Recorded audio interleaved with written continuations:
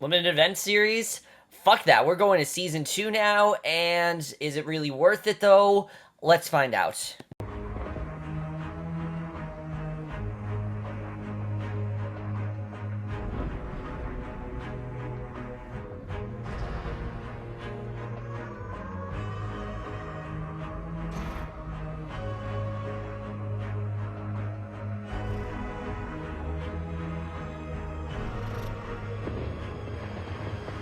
Hey guys, Kerry for the season premiere of Wayward Pines, Season 2, Episode 1, Enemy Lines. And I can't believe I'm actually saying that. I can't believe the show is actually back because I told you guys straight out last year, no, this is an event series. It's not coming back. And then, of course, they made it seem like it wasn't going to, was canceled, and then magically was renewed. And when I remember I was like, what? Why is this renewed? Why are they continuing this story?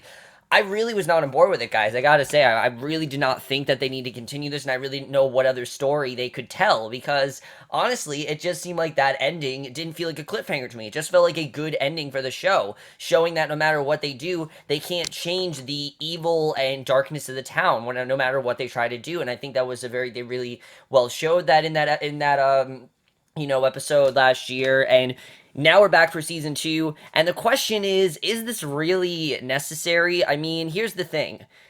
M. Night Shyamalan and the people that did the show, most of the writers have left, and now they're going on to do something else, and I have to say, from this first episode, I'm intrigued, definitely. I'm liking what they're doing. They definitely changed a lot of things. They reintroduced the story. They made it so if you didn't see season 1, you could watch this season, and I definitely really do like it. Is it going to be as good as season 1? I'm not really sure. It definitely is a way different show, and anyone that said that it's a way different show, they're not wrong, because the show really does feel like a completely different show overall, without losing the story elements and things like that. But let's just get into this episode, because there are a lot of things I definitely really love. First of all, let's talk about that horrible recap in the first 4 minutes.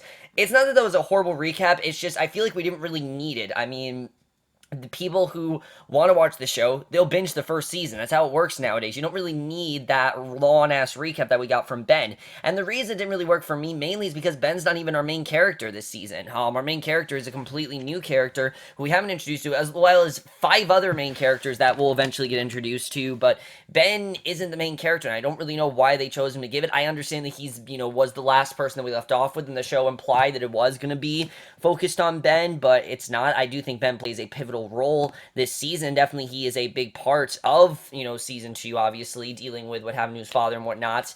But then we get to the actual episode. We see on the beach in Hawaii, we meet Dr. Theo Yellen, who is our new character, played by Jason Perick, and he emerges after swimming, and he goes to his hotel. His wife, Rebecca, is waiting, and Theo invites her to swim. Rebecca just looks at him and smiles, and Theo goes to a bar in order to drink, and Arnold Pope, of all people, is back. Now, why is Pope back? I have no idea. Pope died in season 1, and this is something they don't really give time to explain, because I will say, the pacing of this episode is so much more faster than season 1. Season 1, they definitely tried to take their time. They had 10 episodes. They tried to take their time with it, and this season, they're not really doing that at all. It's clear they're not, they're definitely not trying to stretch this out. They're definitely not trying to stretch this out any further. They're going to go full speed ahead. And does it kind of work? I mean, I don't know, really. I don't really know if it necessarily works. And for me, especially, why is Pope back? I don't know. It seemed like they just wanted to bring his character back. But he says that a storm is blowing in and warns that nobody's leaving. He orders a drink for Theo, and they start talking. Pope says that he sometimes wishes people could just start over, and says the change is coming because of everything humanity is doing to the planet. And Theo says that he saves people because he's a doctor, and they keep drinking. And Pope asks if Theo had a chance to save 1,000 people at first, put them down, and then wake them up. Then would he do it even if everyone thought he was crazy? And as Pope leads away, he tells Theo that he's going to save a lot of people. And of course, what's great with this is that we know what he's talking about. That's something I do love. Although someone that came into this, they still don't really know what he's talking about. And we then see 2,000 years later, of course, Theo is put in a stasis. He doesn't realize that yet. Theo is removed from suspended animation. He finds himself on the couch in a study, and things are already much different, because here's the thing. When Ethan woke up, he got it to a hotel room. He met all these different people, but Theo doesn't get to do that, because Wayward Pines is a much different town now. We see a woman, Kerry Campbell, is seen nearby and greets Theo by name. Theo assumes that he passed out drunk and tries to leave, and Kerry calls over a radio that he's awake. Meanwhile, Theo discovers that the door is locked, and Kerry says that he's needed at a hospital, and Theo says that he's on a vacation with his wife. She assures him that Rebecca is his wife, and tells Theo to come with her, and Theo and Kerry take down an elevator into a series of underground tunnels, and when Theo wonders where they are, Kerry tells him that he's in Wayward Pines, and right away you can just tell things are really different, and the way that Kerry is just, menacingly smiling at him, I mean, you know something weird is going on. So Kerry leads Theo to a gate, gunfire sounds in the distance, and this is something I really love, because this episode could have been very familiar territory, and really the only thing that's familiar is Theo's character, which I'll get into a little bit later, but what I love about this episode, is that Theo doesn't get to take that time to really figure out what's going on here. No one really gets to say that for him. He's thrown right into the middle of the action, and he's forced to do all this stuff that he doesn't really know if he necessarily wants to do. And it's really interesting to see gunfire sounds in the distance. They get into a car, start driving while one announced over the loudspeaker that due to rebel action, curfew will begin early. And Kerry says they're going to the hospital, and Theo isn't the patient. She explains that the bullet is lodged at the base of the neck and gives Theo an X-ray, and a boy rides on a bicycle staring at Theo, and rebels are then in the bushes tracking the car. Meanwhile, Theo has enough. He jumps out of the car, he runs, and Kerry orders her men not to kill Theo. That's not what they want to do. They don't want to kill him, and she yells after Theo, warning that there's nowhere to go because the small town, they'll find him, and one of the rebels tosses a grenade. Theo sees the explosion behind him, and Theo keeps going. He comes to a series of houses. He knocks at the door of one and then peers in the window, and a man in the next house is whistling and painting the house even though it's dark, and more gunfire echoes in the distance, and there's definitely something about this guy. We don't know what it is, but this guy seems to be the only one that is not completely thrown into this war zone. He's not acting like there's a war zone going on.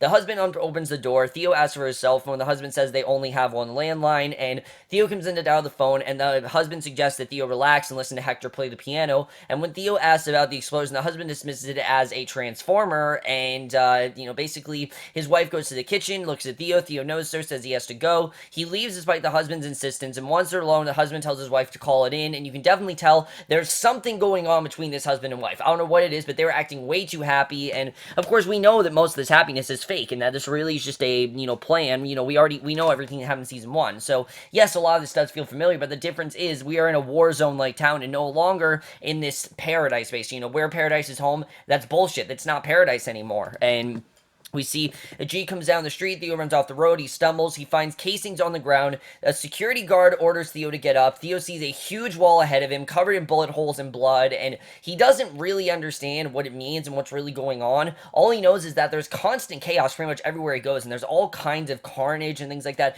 I mean, things are really dire, and the guard then takes Theo to the hospital. Kerry tells him not to run again. And right away, I mean, he already sees the consequence, and again, like I said, he doesn't really get time to get things explained to him. Instead, he has to kind of experience it, and he wonders where all the doctors are. Kerry says that he died, and of course, we know that the doctor was David Pilcher, and of course, I love Theo's line of saying there's only one doctor, because, he's used to being in the hospital where there's many doctors, and here, there's only one doctor. Now, of course, Theo doesn't fully understand the situation yet, but he's already kind of like, something's different about this world. She takes him to his patient, and we see Jason from last season. He meets him in the hallway, and we can already tell that Jason Higgins is a much more powerful and overall just more menacing and will cause more irrevocable damage than David Pilcher ever did, because David Pilcher, yes, he always had this sort of, insanity to him, but he always kind of kept it inside. Jason, however, this is not the kind of guy that keeps things inside at all. In fact, he kind of wants to do things not really against David Pilcher, but he worships David Pilcher like he was the greatest guy ever, and he wants to try to make things better than he is, like this totalitarian society. And I didn't love Jason when he was first introduced, but I really like him where they're going in this episode, because he thanks him for coming, and Jason says it's confusing, says that the town is part of a secret government study determining the psychological effects of war, trauma on citizens, and they're all volunteers, and they're in the middle of a tactical role play. Jason says that Rebecca and Theo's supervisor, Bill Gibbons, know that he's there. He claims that Rebecca thought that it would be best if Theo got right back to work, and assures Theo that she's on his way. And this is something I love, is that we know last season, Teresa, was searching for Ethan, not really knowing what's going on there. She thought an affair was happening, and this season, Rebecca's already in the middle of the action, so I thought that was something I definitely really enjoyed, and the way they kind of did try to change things up, I really did appreciate. The problem is Theo and Rebecca's situation overall is not that different from last year's. We see he offers to fill Theo in on the details later, and for now, Theo should focus on the patient because they can't really wait. This patient needs immediate medical attention, and I love that we don't know who the patient is till we realize that that patient is none other than Kate Hewson from last season, and it was awesome to see her again. Carla Gugino, I mean, she really killed in this role, and it was awesome to see her. I really, she was a great character last season, and you can already tell how they are using the characters, and it doesn't feel like forced. It feels like it makes sense that these characters would still be in this town. Theo is going to see him every now and again, but the story, we're focusing on the new characters, and I like that we saw that. Jason says that she's more important than most. When Theo wonders why the patient is septic and has been treated or moved, Jason says that they have nurses and a team missing, but they needed Theo, and Theo calls for coffee, then begins the operation, and Jason and a team of teenagers in white doctor coats watch from the gallery, and it's kind of a creepy scene the way they're just directly watching him. And Jason, and I feel like they're doing it because they don't want him to go away, and Jason tells Theo that he's wasting time. Theo goes to work, and he isn't really given time to really, think about this. He's kind of just thrown into it. He's like, all right, I guess I got to do this, because he knows already how dire the situation is. And that's something I do like about Theo, is that he's incredibly smart. And it's not that Ethan wasn't. Ethan was just kind of more in denial and was a lot more, I think, not manipulative, that's not the word, but he was a lot more not condoning it and not really wanting to believe it, while Theo basically is forced to believe it. And I do like seeing that. So Kerry goes over a map of the town, determining which rebel houses have been cleared. Jason comes in, tells her that Theo said the surgery will take hours. Kerry talks to him in private and says they lost another man. Jason figures that Sandra Beck was responsible. Now, Sandra Beck is another new character we get introduced to. She tells him that Xander just got back, but Jason doesn't trust him, and it's clear that Xander is someone that is not on the right side of things. And Kerry reports that 2 more died in the hospital, goes to a board where a photo of Ben Burke is posted with other rebels, and we realize that Ben basically joined the rebellion. And we know, of course, from the recap that he said that he decided to join the rebellion and whatnot, but again, Ben is not the main character, so that's really the problem with that I had. I feel like we didn't really need a in-your-face monologue of what happened last season, but latest surveillance shows that there's no unusual activity out of the fence. Jason figures that Pilcher would have been disappointed in him, and that David would not have condoned this, and that he really feels that David was wrong. And then we see Megan, who has survived. She actually didn't die from that Abby attack, which, let me just say, I do think is very forced. I don't really know how that makes sense that she's in a wheelchair, because that Abby, we know, tore her to shreds, and the only reason I think they kept her on this season is because of the praise that Hope Davis received last season. I mean, you guys remember, Hope Davis, I think, was one of the standouts of last season. She wasn't even a main character. So it makes sense that they did upgrade to a main character. And I do really like Megan Fisher as a character, just the way that she's very much, getting into people's head and what she can do and how she can kind of brainwash them. The problem is now that everyone kind of is like Megan Fisher, and because of that, I don't think Megan stands out as much as she once did. We see she comes out in a wheelchair, tells Jason that if the rebels had gone along with Jason and David in the first place, there'd be no problems, and she assures Jason that David would understand how important it is to end the rebellion and weed out the troublemakers. And Kerry says the head of security, Marlowe, needs Jason, and he goes to meet with him. And at the security rebel headquarters, Xander tells Ben that they have to keep picking off Jason's forces one by one. Ben insists that they need to change Wayward Pines from the inside, or all the deaths were for nothing, and he really wants to change things because he knows what Wayward Pines become. He vows to change it, and I do like that we're following the story, but again, Ben's not the main character, and I kind of feel like he should have been. Just the way this was going, it feels like that's what they really want to do.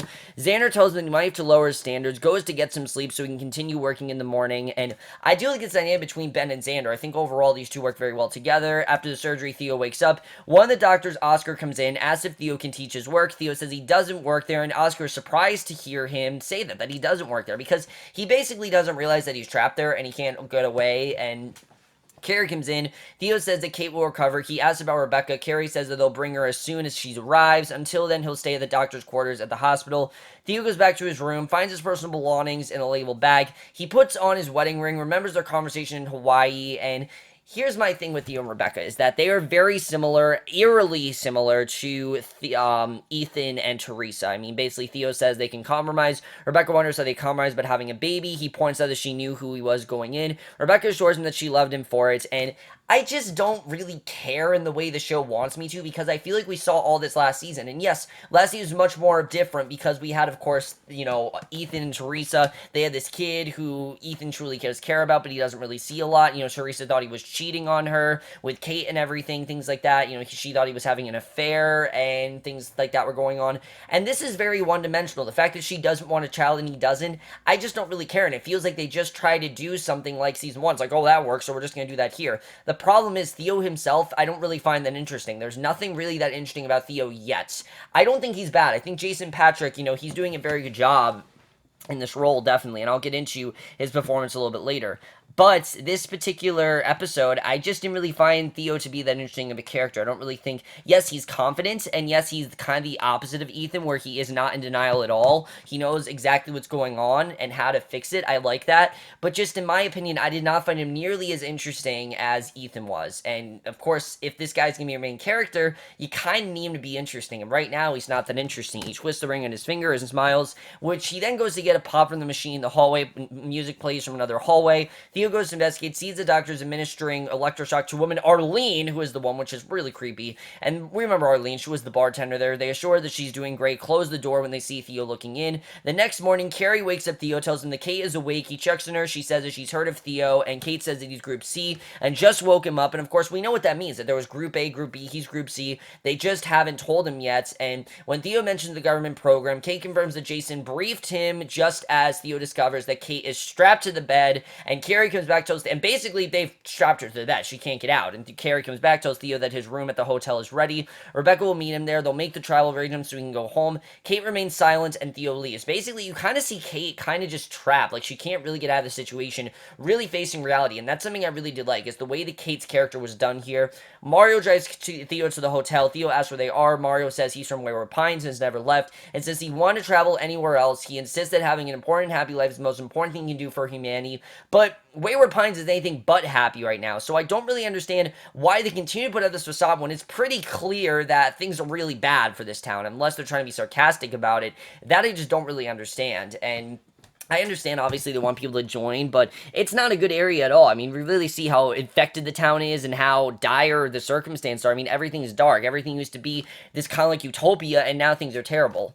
So Jason visits Kate, says that he didn't have to see her. He wants her to tell him where Ben and the other rebels are so that they can end the resistance, because obviously they want to make sure that the resistance does not wipe them out. And Kate points out that they blew up his surveillance system so he can't track the rebels. And now it kind of makes sense why they do this to Kate, because of the fact that we know Kate and Pam, they both agree that they want to turn things around and maybe change things a little bit, things like that. We remember those two talked about it, and Jason insists that he's trying to preserve life. She reminds him that she killed her husband in front of her, and Jason tells her that he's doing what David wanted, and Kate believes that he wants to preserve life, but all he knows how to do is control it, and he can't. And that's the thing. Jason, you can already tell, is very controlling, but he doesn't really seem to have any sympathy. He doesn't really seem to have a motive, and disgusted, Jason walks out because he's clearly not getting through to her at all. And Theo then walks down to the main street of the hotel with Mario behind him. The doctor passes people going about their business and stores filled with older cans of food. A boy, Danny, begs his mother, Ruby, not to go. She says that she has to be because of the rules, and the uniformed guards take her away.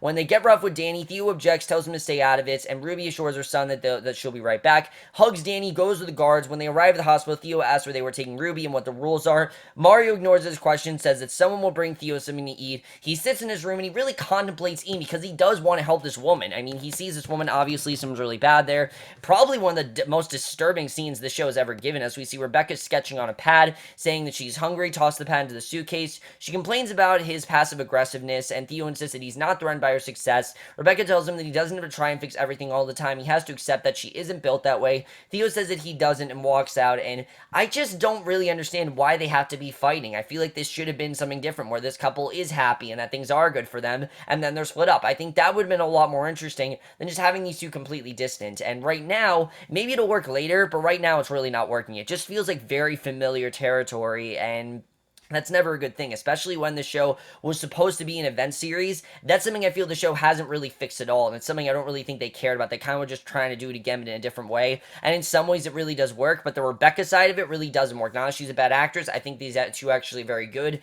This storyline just isn't really working. So Theo tries to the window. He discovers that it's sealed. Xander comes up to the window, opens it, tells Theo that they're getting him out of town. He takes Theo to the underground tunnels where the rebels are lurking, as if Kate said anything to Jason. Theo says that he doesn't know, and the only thing she told him was that he was part of Group C, because yeah, that's all the information he knows. And he goes on ahead. He finds dozens of people walking by in the town square. We see Xander warns that Theo won't want to see it, but Theo follows the townspeople because it's a really bad situation, and we don't really know what's going on here. But Jason and Kerry walk to the square. Jason insists that it has to be done. It's on Kate. He then addresses the crowd, says that he knows people who disagree with the way he's handled matters in the last 5 years. Jason admits he's not the leader, and that David was, but David wouldn't want the rebellion. They had to work together. together and defeat the real enemies because the survival of Wayward Pines is the one thing that they can agree on. And Jason offers an amnesty to anyone who surrenders, and of course he has the famous line, do great, do good, have joy, life in Wayward Pines. Of course he always says that. They still say that. Ben the rebels sit in the van and listen. Kate listens into the hospital, and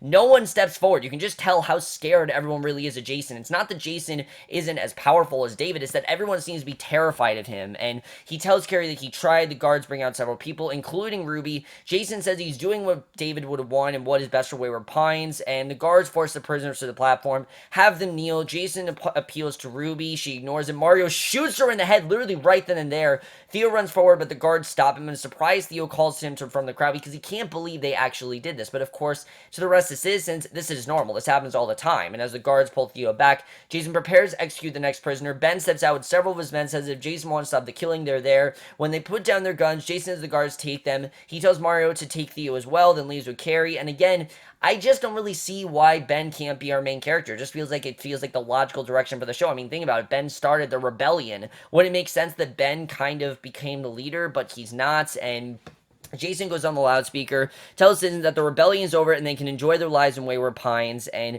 we know for a fact that the rebellion's not over. We know that, definitely. So Rebecca goes to Wayward Pines Academy, where Theo is being detained with the rebels. He says that they have to leave and warns Rebecca that something is just wrong. He doesn't know what it is, but something is not right. Mario says that Jason wants to talk to Theo. Rebecca promises that she'll be there for Theo when he comes back. Theo and Xavier are escorted outside. Jason invites him to share a meal with him up on the mountains and discuss the future of Wayward Pines. Now, Theo wants the truth, because obviously he wants to know what the hell's going on, and Jason says that he'll tell him if he comes with him.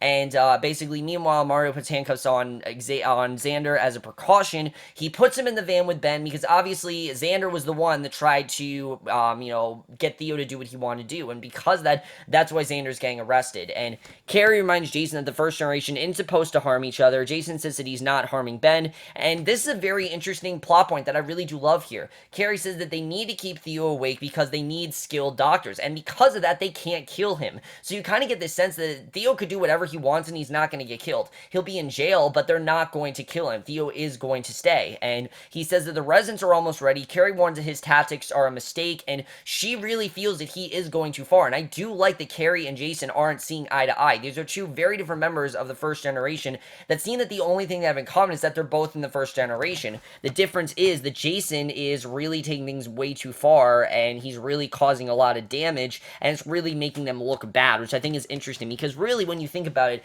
the purpose of, Wayward Pines and whatnot and things like that, it does make sense why this is going on, but Jason has really made things really bad, as we know. And of course, he's the mayor, so Kerry obviously is saying, maybe dial that down a bit.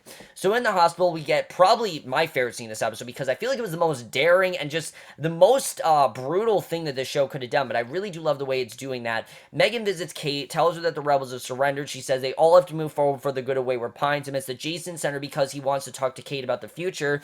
Kate says they can debate the future forever. Megan insists that there have been angry words and deaths, but she's sure that they can work together. Kate smiles, says it's time to let go, and Megan prepares to inject. And I like that Kate, just in these moments, she's trying to tell her, look, you can turn things around. Maybe this can be better. And she prepares to inject a syringe into her IV. Kate knocks her down, grabs a scalpel, holds it to Megan's throat. She says that humanity has done so many great things, but now's the first generation's future. She wants no part of it, and she kills herself. She literally kills herself. Why? Because I think Kate knows she doesn't belong here anymore. She doesn't belong in this society. Everything that she wanted is tarnished, and it's not going to happen. And it's a very sad scene. It feels very earned as well. And Cara Guguino, it's sad to see her, but it makes sense. We're getting rid of the characters from last season, bringing characters this season, and plus, it seemed like from the first 3 episodes that we were going to get a character killed off every week, and that never really did happen, and I feel like this is their way of getting rid of some of those characters from season 1 that should have died, and now going on to season 2 and focusing on those characters. So I do like the way that was done. I think it was a very powerful scene.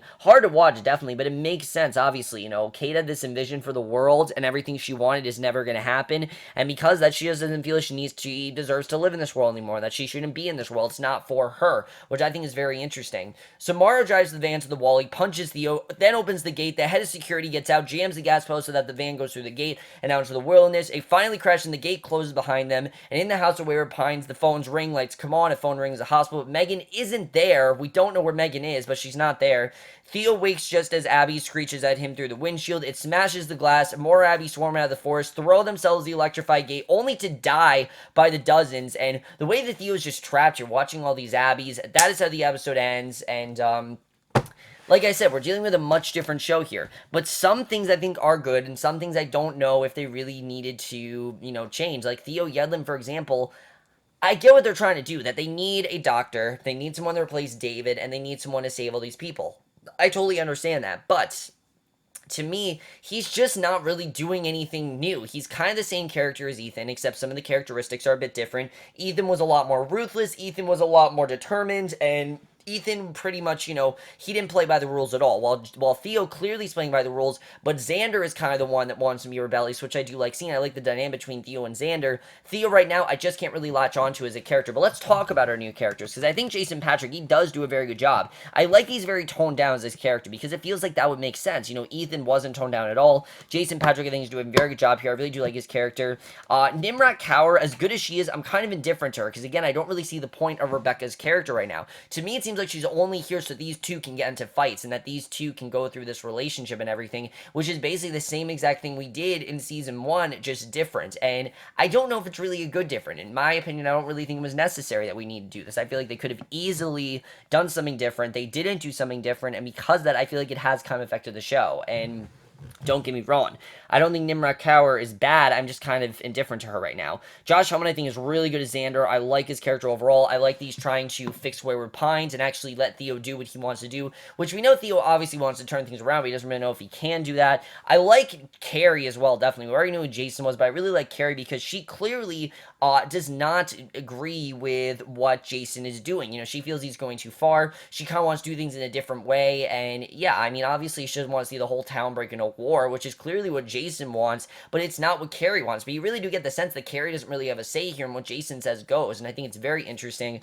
I think definitely she did the character of Kerry, Casey Roll did a very good job. I really do like her overall. And then Hope Davis as well. My main thing with Megan, like I said, is I just don't feel she has as much to do, mainly because of the fact that Megan's now in this wheelchair. Everyone seems to be above her, and while I think she's a good mentor, right now that's all she's becoming, is that someone that was supposed to be a main character last season. They've now made her a main character, and I feel like they know what to do with her, but at the same time they don't. I mean, Kate's death was very well earned, but really, where does Megan go this season? I don't really know. Looks like she's still a school teacher, so I guess she's gonna brainwash people. I'm not really sure. We did not meet the character of CJ. I guess we're going to meet him next week. But what is also going on with that couple? Something is going on there. That couple is definitely hiding a lot of things. We don't know what that's about, but something is definitely going on there. As far as this whole situation goes with Wayward Pines, is the rebellion going to destroy, the first generation? Because it's obvious that Ben is going after the first generation. He doesn't trust the first generation. He feels that they've gone too far. He wants to change things. And who's really going to get their way here? Because it really does seem like it's Jason versus Ben. But the thing is, they can't hurt Ben because they can't hurt anyone in the first generation. And they can't hurt Theo because Theo's a doctor and they need him. So it's a very complex situation. I do like the way that's turning out. I think it's very interesting overall. And that's something I really do like. And I do like that they tried to make the show way different. I mean, the show is a lot darker. It doesn't play by the rules as much. It's really cutting edge. A lot of this stuff is very graphic to watch. And also, I'm hearing that they're going to possibly humanize the Abbeys, which I think is a really cool idea. Kind of show who the Abbeys used to be, how they got there. I think that's going to be very interesting as well. I can't wait to see how that all turns out. And also, is this world really for the humans, or are the Abbeys kind of inhibiting it, and the humans are just kind of secondary, which I think is also a very interesting decision, the way that's going. But overall, guys, I'm intrigued. Definitely, I'm intrigued. Do I think this was necessary? I mean, yeah, I kind of do like the questions that they came up with. The idea of just, exploring what happens to Wayward Pines after it's no longer a perfect society and after all the truths are uncovered. How do we make it what it used to be? Can we make it what it used to be? Is the end of the world just near and there's really nothing we can do about it? I think that's a very interesting scenario. But overall, guys, as you guys saw this first up, I'd love to hear your thoughts. And to me, I'm still surprised the show is still back, but I'm liking what I saw of it so far. Definitely a lot better than I thought it was going to be, because it's got really bad reviews. This has an 11% on Rotten Tomatoes. I don't think it's that bad. There are a lot of things here that aren't exactly working. For example, Theo's character in general, I just don't really care about him, and that's one of my main problems here. But over, guys, you guys thought this first up. I'd love to hear your thoughts, and we'll see you guys in the next one, which will be for the Americans, which obviously I'm hyped out of my mind for, and we'll see you guys for that. Okay, bye.